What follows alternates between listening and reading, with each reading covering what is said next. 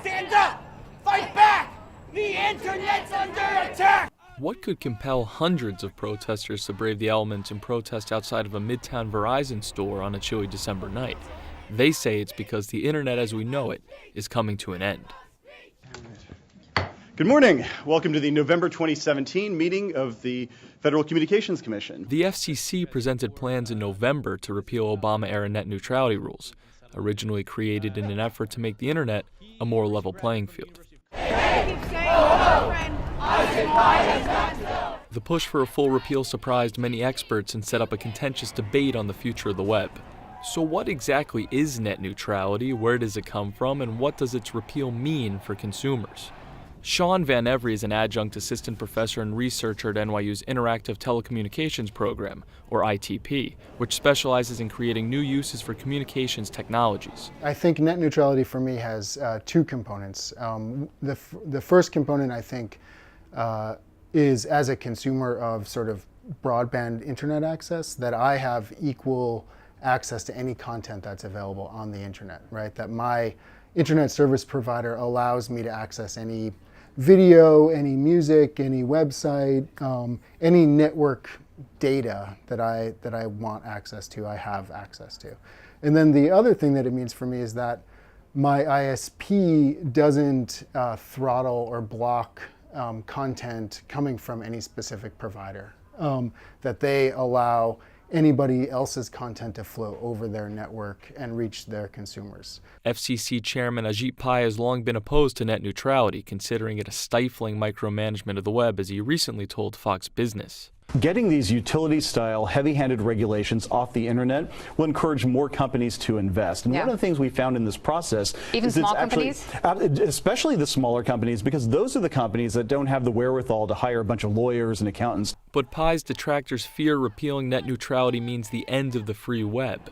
Giving more leverage to telecom companies, they say, could mean slower speeds, higher prices, and even the curbing of free speech. Net neutrality activists have flooded the web with social media memes forecasting what a post-net neutrality internet will look like. But it's not just the repeal that is alarming experts, but the way the FCC has gone about it. Tom Igoe teaches at NYU's ITP and is disappointed in what he considers a rushed effort to push repeal of net neutrality forward. When you spearhead things quickly, you both eliminate debate and you eliminate the time for people to learn what something means so that they can debate it knowledgeably. And I think what Pai is doing is saying, let's spearhead this right on through before anybody bothers to learn what the problem is. That way, once it's in place, it's going to be a lot harder to remove.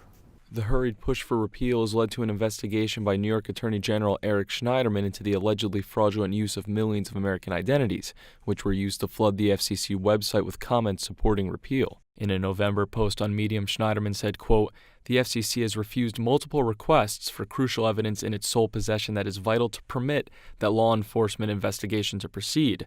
In December, the FCC again denied Schneiderman requested documents pertaining to the investigation. Net neutrality is freedom of speech! Back on the streets in New York, protesters of all ages and backgrounds converged in front of Verizon's storefront to defend the free and open web. Net neutrality, for me, basically means equal opportunity to access and use the internet, both as an individual trying to access information and also as an individual trying to post things or create websites or put information or any kind of media on the internet. Repeal basically means censorship controlled by corporate and government interests, so dissenting voices are likely to be silenced or at least hindered significantly. It just sounds really, really bad. Aidsila Amani is a member of Rethink Link NYC, an advocacy group that fights for internet privacy. It's a people's internet.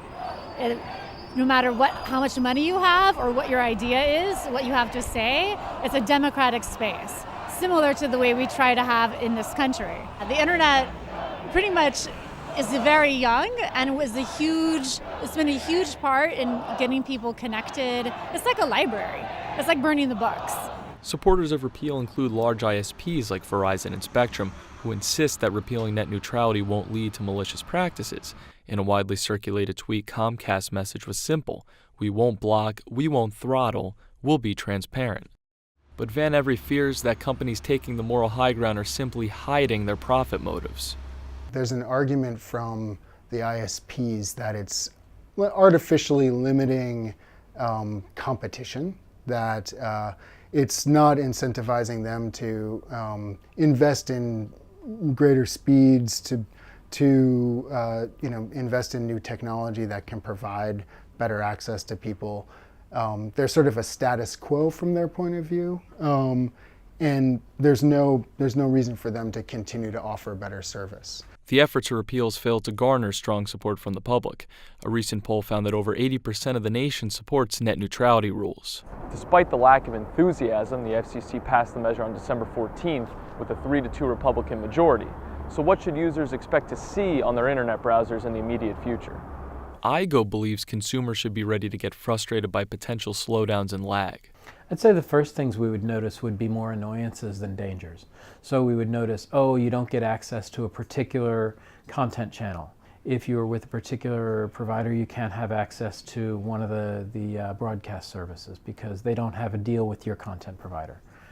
Where it becomes a danger is when we start to think of it in terms of access to information, to journalistic information, to government information.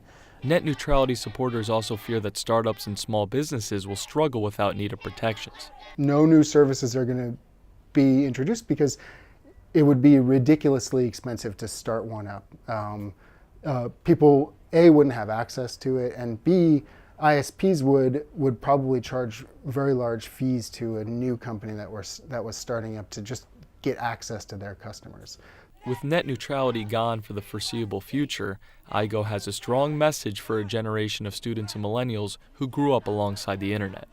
First thing I would say to my students is educate yourselves. We're not talking about a they here. You are they. And in a very short time, you're going to be working for content providers. You're going to be working for network providers. You're going to be in positions of management, possibly in positions of power, to make decisions about this. One thing is for sure, the world's most important medium is in for a massive shakeup. For NYU Now, I'm Michael Thompson.